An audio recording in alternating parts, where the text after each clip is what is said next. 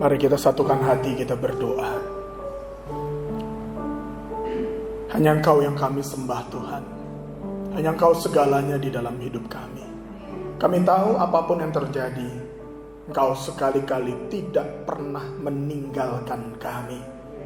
Dan itu lebih dari cukup buat kami Tuhan. Untuk kami terus semakin kuat di dalam Engkau.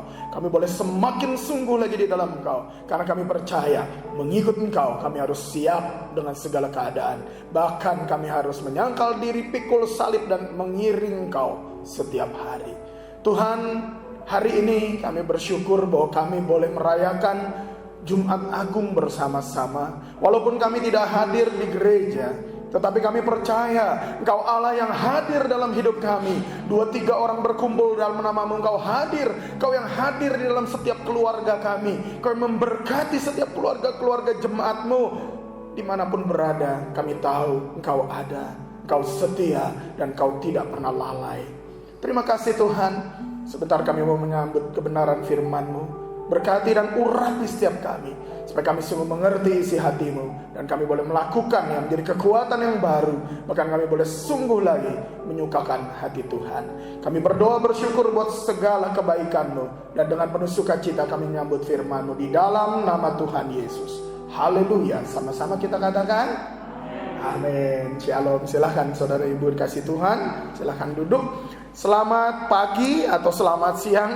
Selamat berjumpa kembali dalam saat yang mungkin berbeda, karena kita harus tapping, kita harus buat rekaman, tetapi ini tidak menyurutkan kerinduan kita untuk selalu beribadah. Saya secara pribadi sangat rindu untuk kita boleh berkumpul bersama keluarga, berkumpul bersama seluruh jemaat, sehingga di tempat di gereja Tuhan kita boleh sama-sama beribadah. Tapi sekali lagi, ibadah bukan cuma di gereja. Ibadah adalah sikap hati, bagaimana kita mengasihi Tuhan, bagaimana kita mengiring Tuhan. Pada hari ini atau pada saat ini dalam perayaan Jumat Agung, saya mau mengajak kita semua untuk membuka kebenaran firman Tuhan dari Matius 26 ayat 36 sampai 45. Matius 26 ayat 36 sampai 45, kita akan baca bersama-sama di sini.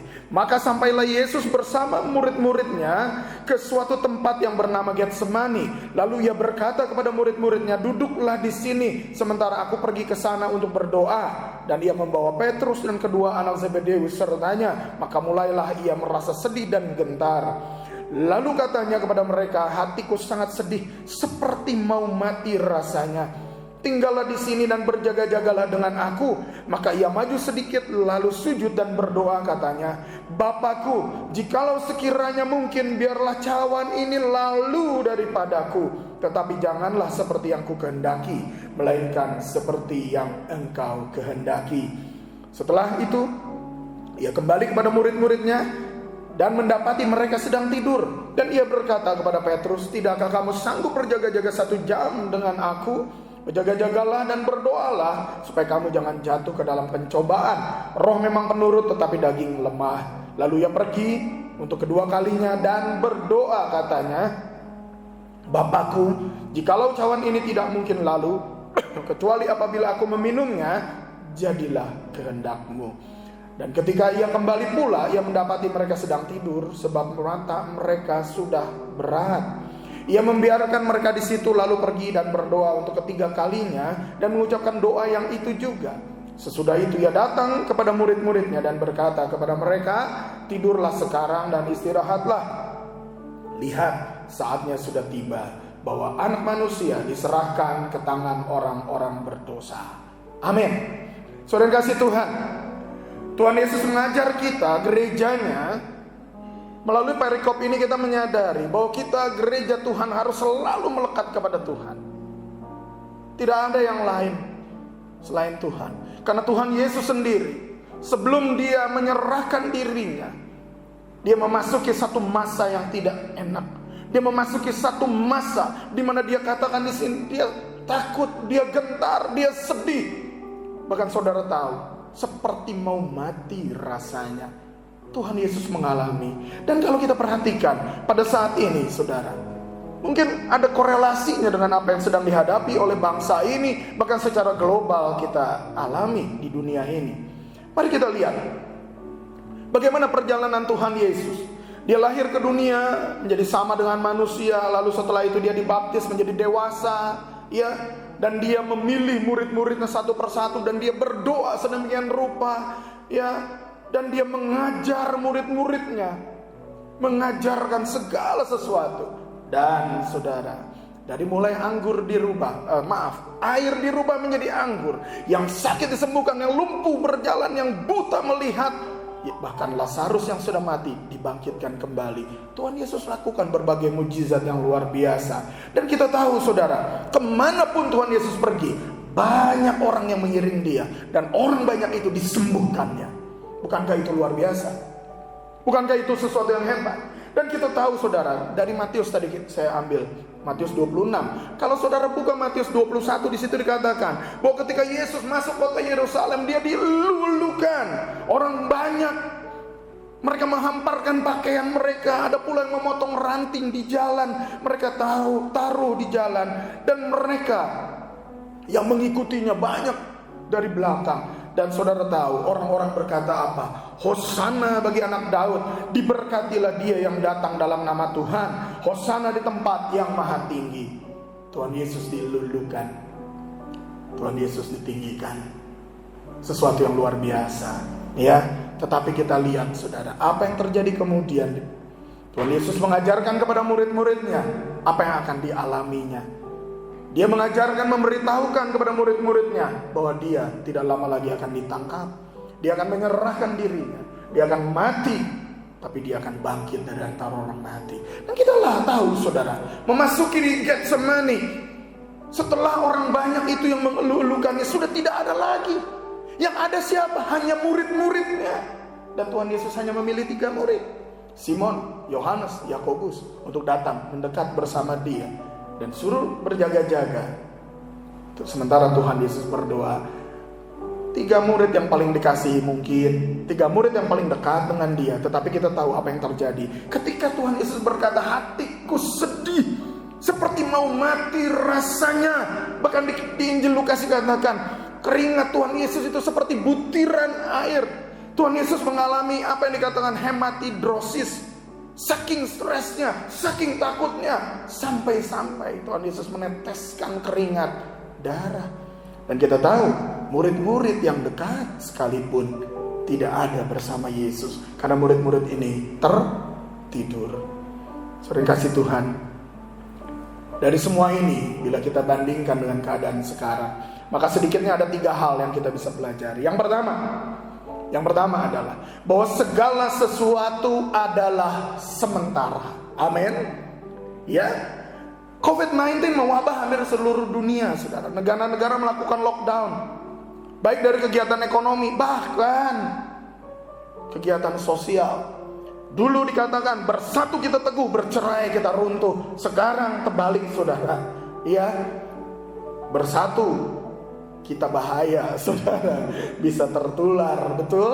Malahan kita diminta untuk physical distancing. Kenapa? Ya inilah, saudara, inilah wabah yang sedang terjadi. Orang-orang yang bekerja di segala bidang, baik sektor informal, ya, pekerja harian yang berjualan, yang kerja di restoran, di kafe, di hotel, di mall, di bank, di pabrik, di mana-mana semua mengalami dampaknya. Tidak sedikit pula yang di PHK. Kita tahu hal itu terjadi. Para pebisnis yang memiliki banyak perusahaan harus memutar otak untuk menjaga perusahaannya tetap berjalan. Dan saudara jangan berpikir bahwa hal itu juga mudah bagi mereka, karena mereka harus membayar tanggung jawab yang besar. Sebentar lagi kita mau Idul Fitri, ada THR yang harus disiapkan dan lain-lain. Sementara mungkin di beberapa tempat ada yang sudah dirumahkan dengan tanpa mendapatkan gaji. Bukankah ini adalah sesuatu masalah yang juga tidak kalah besar dengan yang namanya pandemi COVID-19? Ya.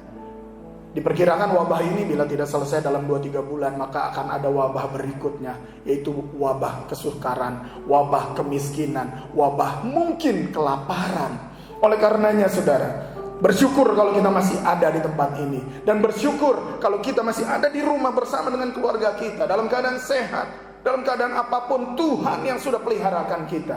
Dan jangan pernah takut ya. Dan bilang kita perhatikan semuanya, kehebatan dunia yang selama ini dibangga-banggakan, kemanakah itu? Tuhan Yesus yang sudah mengalami dilulukan, Tuhan Yesus yang sudah menyembuhkan banyak orang, mujizat dilakukan, bahkan yang mati dibangkitkan. Tetapi kita tahu pada akhirnya Tuhan Yesus harus sendiri berhadapan dengan Bapa. Oleh karenanya yang pertama saya mau sampaikan bahwa kekristenan adalah hubungan yang intim dengan Tuhan. Kekristenan adalah keintiman dengan Tuhan yang tidak tergoyahkan. Kita perlu sekali rekan-rekan untuk bersekutu bersama. Tetapi nanti pada akhirnya setiap kita harus mempertanggungjawabkannya pribadi lepas pribadi di hadapan Tuhan. Bukan begitu? Ya. Nah saudara, kita harus sadari bahwa segala kekayaan, kemewahan, kehebatan, fasilitas, jabatan, kepandaian, semuanya akan hilang. Semua akan hilang. Segala sesuatu hanya sementara. Ingat baik-baik. Ya, Italia yang katanya negara paling bersih, tapi di Italia begitu banyak orang menjadi korban. Amerika yang dikatakan pengobatannya hebat, pemeliharaan warga negaranya luar biasa, tapi kita tahu hari-hari ini menjadi juara 1 yang terjangkit COVID-19. Ya, di mana lagi? Kalau saudara pikir yang hebat-hebat lainnya banyak sekali dan semua terkena dan semua mengalami yang namanya depresi, mungkin mengalami kesukaran dan lain-lain. Nah saudara, kita perlu perhatikan.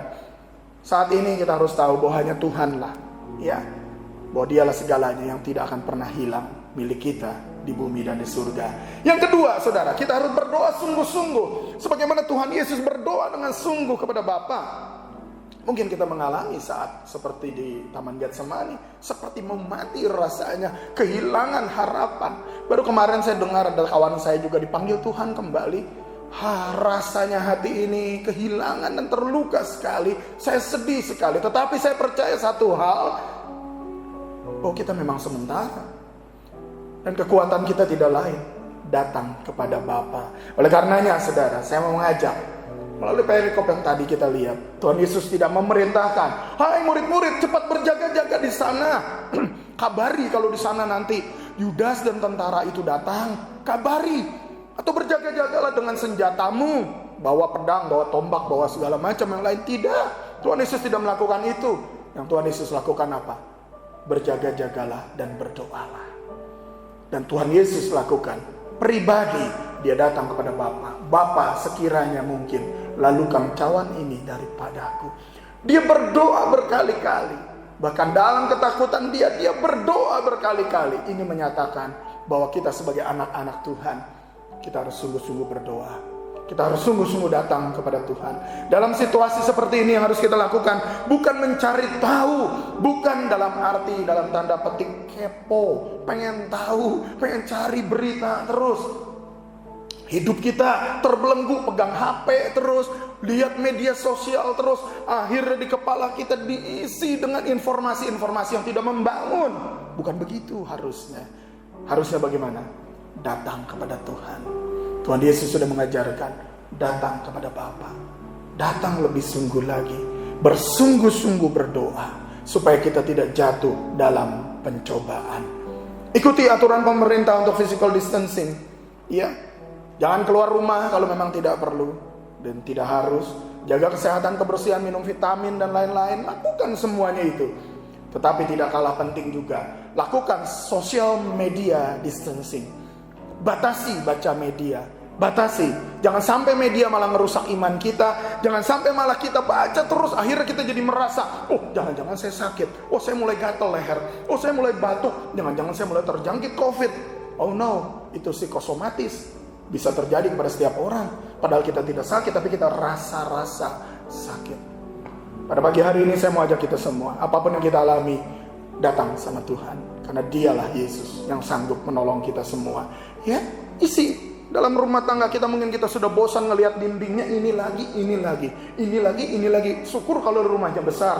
Kalau RSS bagaimana? Begitu kan ya.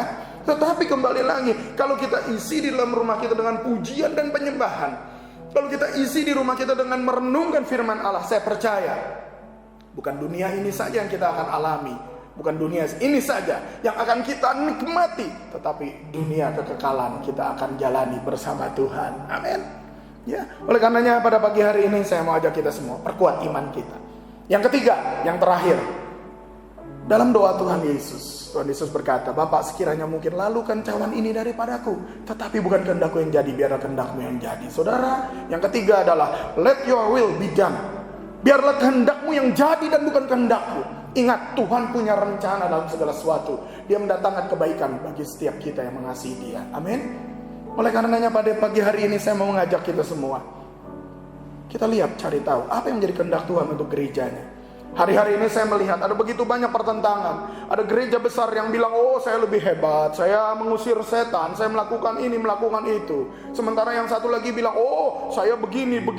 Akhirnya gereja menghakimi gereja, gereja menghakimi gereja. Padahal Tuhan tidak mau seperti itu. Yang Tuhan mau, gereja Tuhan bersatu. Yohanes 17:21 berkata, supaya mereka semua menjadi satu, sama seperti engkau yang Bapa di dalam aku dan aku di dalam engkau, agar mereka juga di dalam kita, supaya dunia percaya bahwa engkaulah yang telah mengutus aku.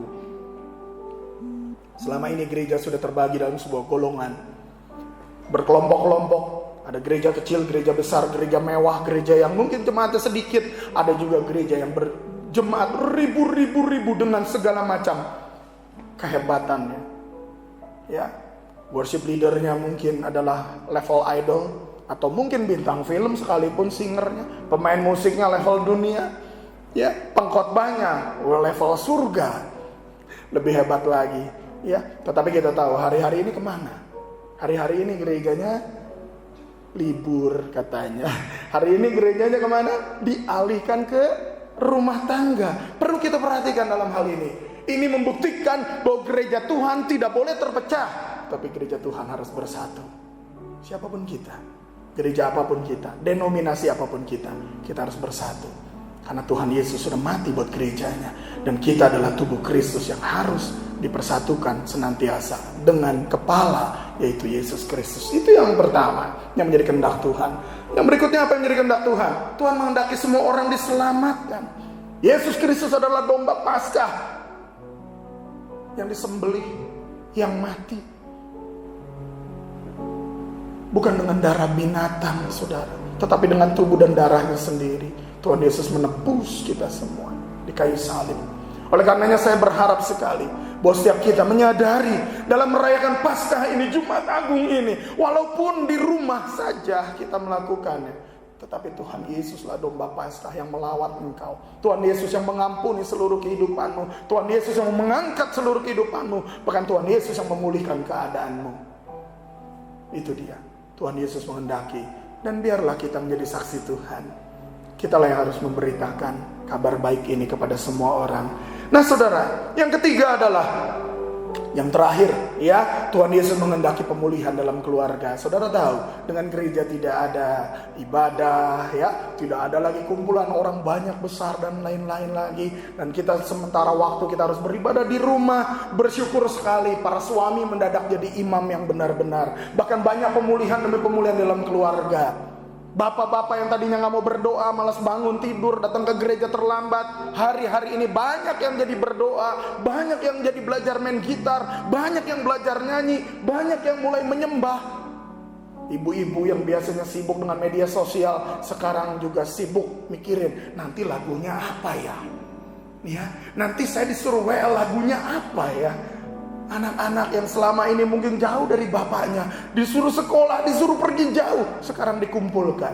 Kembali kepada Ulangan 6, orang tua harus mengajarkan firman Tuhan kepada anak-anaknya. Ini adalah tanggung jawab dan kehendak dan rencana Allah. Saya percaya Maleakhi 4 ayat 6 akan terjadi.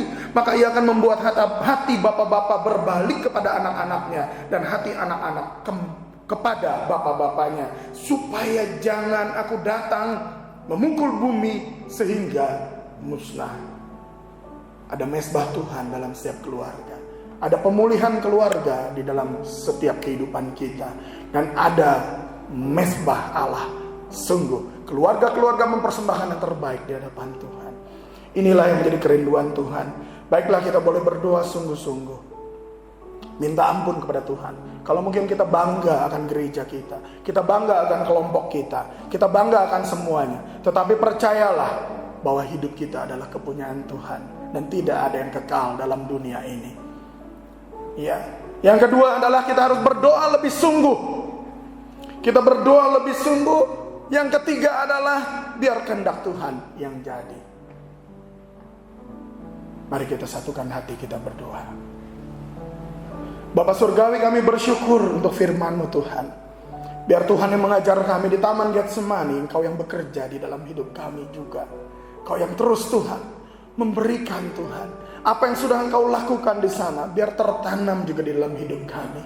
Kami menyadari bahwa apa yang ada dalam dunia ini sementara. Pada akhirnya segala kehebatan, kemewahan, segala kekayaan semua harus kami tinggalkan, dan kami harus berhadapan dengan Tuhan saja. Sadarkan terus kami Tuhan, untuk kami tidak memiliki kebanggaan yang fana, tetapi kami memiliki seluruh kehidupan di dalam Tuhan dengan seutuhnya. Terima kasih Tuhan, terima kasih. Dan kami mau terus belajar Tuhan, biar kami boleh semakin berdoa bersungguh-sungguh di dalam Engkau. Di dalam semuanya kami percaya bahwa Engkaulah Tuhan yang akan menolongnya. Biar kehendak-Mu yang jadi dan bukan kehendak kami. Dan biar rencana-Mu boleh digenapi Tuhan, di mana gereja Tuhan boleh menjadi satu, seperti Engkau dan Bapa adalah satu. Dan biarlah setiap kami semua Tuhan boleh menjadi saksi-Mu juga, memberitakan kebaikan Tuhan. Rumah tangga demi rumah tangga akan mengalami pemulihan. Keluarga demi keluarga akan mengalami lawatan Allah. Dan kami percaya Tuhan, ada mesbah Tuhan, ada keluarga-keluarga yang sungguh mengalami pemulihan yang luar biasa, dan ada mesbah keluarga setiap hari. Terima kasih Tuhan. Kami berdoa bersyukur, memberkati seluruh kehidupan kami semua ya Tuhan. Dan Tuhan akan tuntun kami terus untuk berjalan dalam kekuatan kuasa-Mu. Terima kasih, kami berdoa bersyukur di dalam nama Tuhan Yesus Kristus. Haleluya. Amin. Saudara yang kasih Tuhan, pada perayaan Jumat Agung kali ini, kita akan bersama-sama menerima perjamuan kudus. Dan khusus untuk tahun ini, kita mendapat sebuah kesempatan. Kita akan dilayani oleh Bapak Pendeta Dr. Rubin Adi Abraham, Ketua Badan Pekerja Harian Gereja Bethel Indonesia. Saya bacakan firman Tuhan terlebih dahulu untuk saudara sebelum menerima perjamuan kudus. 1 Korintus 11 ayat 23-25 berkata, sebab apa yang telah kuteruskan kepadamu telah aku terima dari Tuhan, yaitu bahwa Tuhan Yesus pada malam waktu ia diserahkan, mengambil roti dan sesudah itu ia mengucap syukur atasnya. Ia memecah-mecahkannya dan berkata, inilah tubuhku yang diserahkan bagi kamu, perbuatlah ini menjadi peringatan akan aku. Demikian juga ia mengambil cawan sesudah makan lalu berkata, cawan ini adalah perjanjian baru yang dimateraikan oleh darahku. Perbuatlah ini setiap kali kamu meminumnya menjadi peringatan akan aku. Saudaraku, perjamuan kudus Kristen berawal dari peristiwa Paskah Yahudi ketika tulah ditimpakan kepada orang-orang Mesir. Dan yang ke-10, tulah itu berupa anak sulung orang Mesir akan mati. Dan Tuhan berkata kepada Musa, orang Israel harus menyembelih domba. Lalu darahnya disapukan pada ambang pintu dan kedua sisinya. Semua keluarga harus masuk ke dalam rumah, diam di rumah, tidak boleh ada yang pergi keluar. Dan mereka harus makan roti yang tidak beragi. Dan ketika malaikat maut lewat, Pasyah, Passover, Pesah, mereka dilewati oleh malaikat maut dan tidak ada kebinasaan. Dan ini kemudian dipakai oleh Yesus sebagai contoh untuk menggambarkan kematiannya, tubuhnya dipecahkan, darahnya dicurahkan supaya setiap orang yang percaya tidak binasa, melainkan beroleh hidup yang kekal. Saudara, ada 3 dimensi waktu melalui perjamuan kudus yang kita harus pahami. Yang pertama, masa lampau. Perjamuan kudus merupakan peringatan kematian Yesus di kayu salib untuk dosa-dosa kita, supaya kita yang percaya kepada Dia diselamatkan.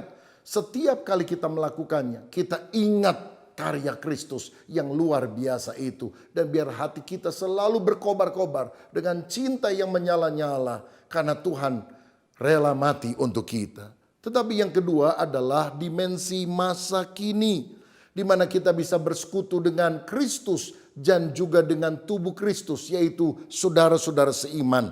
Karena dalam 1 Korintus 10 ayat 16 dan 17 dikatakan, bukankah cawan pengucapan syukur yang atasnya kita ucapkan syukur adalah persekutuan dengan darah Kristus? Bukankah roti yang kita pecah-pecahkan adalah persekutuan dengan tubuh Kristus? Karena roti adalah satu, maka kita sekalipun banyak adalah satu tubuh. Karena kita semua mendapat bagian dalam roti yang satu itu. Melalui perjamuan kudus, kita bersekutu dengan Tuhan secara rohani. Yang kita makan roti biasa, yang kita minum anggur biasa. Tapi kita menghayati ada persekutuan dengan tubuh dan darah Tuhan Yesus Kristus. Lalu kita juga bersekutu dengan saudara seiman. Seperti roti yang adalah satu yang kemudian dibagi-bagi oleh Yesus pada malam waktu Dia mengadakannya dengan para murid.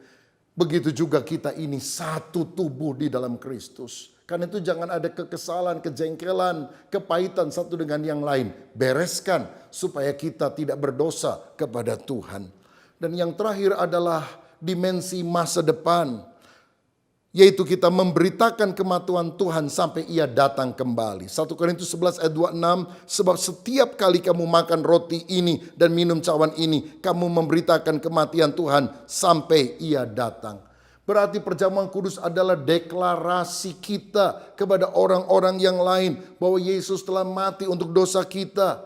Dan kalau engkau percaya, engkau juga akan diselamatkan. Lalu kita mempersiapkan diri untuk menyambut kedatangan Kristus yang sudah di ambang pintu. Sehingga kita hidup kudus, meninggalkan segala dosa, hidup berkenan kepada Tuhan. Ada syarat yang Tuhan mintakan untuk kita mengikuti perjamuan kudus ini. Enggak sembarangan orang bisa mengikutinya. 1 Korintus 11 ayat 27 berkata, jadi barang siapa dengan cara yang tidak layak makan roti atau minum cawan Tuhan, ia berdosa terhadap tubuh dan darah Tuhan.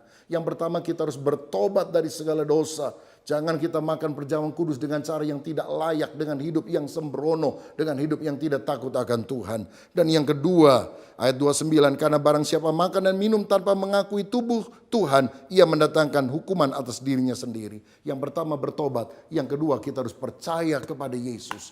Dan tandanya saudara percaya kepada Yesus, tentu engkau menerima baptisan air. Karena itu siapkan roti dan anggur, atau kalau saudara mengalami kesulitan untuk roti dan anggur, saudara tentu sudah mempersiapkan penggantinya. Mungkin itu kue mari atau crackers atau jus atau bahkan teh, karena kita ingin menekankan maknanya lebih daripada simbolnya. Mari kita siapkan hati untuk kita menerima perjamuan kudus ini. Saya ajak kita nyanyikan sekali lagi dan kita mempersiapkan roti dan anggur ini. Kasih Allahku sungguh telah terbukti ketika Dia serahkan anaknya.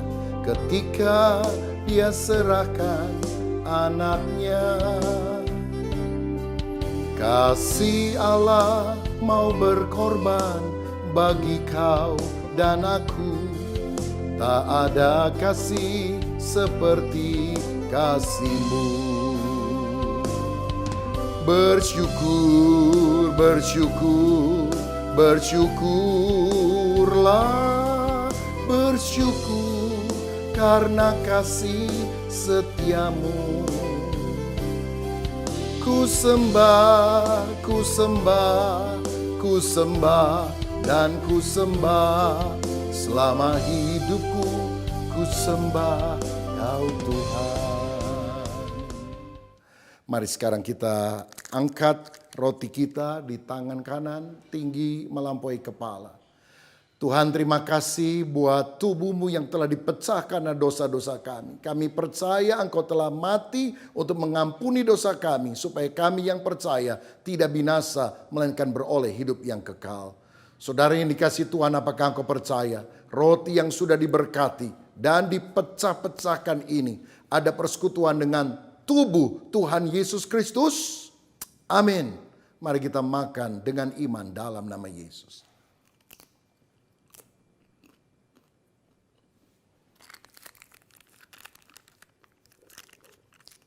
Seperti roti bersatu dengan tubuh kami, biarlah roh kami juga selalu bersekutu ya Tuhan dengan roh-Mu. Setelah makan kita angkat cawan anggur. Darah Yesus menyucikan, bilur Yesus sanggup menyembuhkan segala penyakit kita. Percayakah saudara bahwa darahnya sanggup melepaskan kita dari segala sakit penyakit dan kelemahan tubuh. Darah Yesus lebih hebat bahkan dari virus corona. Saudara, terima ini dengan iman. Apakah saudara percaya anggur yang sudah diberkati ada persekutuan dengan darah Tuhan Yesus? Amin. Kita minum dalam nama Tuhan Yesus Kristus. Haleluya, haleluya, haleluya. Sekarang kami mau menerima kekuatan yang berasal dari Tuhan. Dan biarlah iman kami tetap teguh. Bahkan di masa-masa darurat, di masa-masa sulit. Di mana kami melakukan perjamuan kudus di rumah-rumah seperti ini. Mata kami tetap memandang kepada Tuhan. Karena Tuhan akan memberikan kemenangan. Berkat-Mu atas kami. Dalam nama Tuhan Yesus Kristus. Haleluya. Amin. Tuhan Yesus memberkati. Saya persilahkan Pak Robi untuk memimpin kita untuk doa syafaat.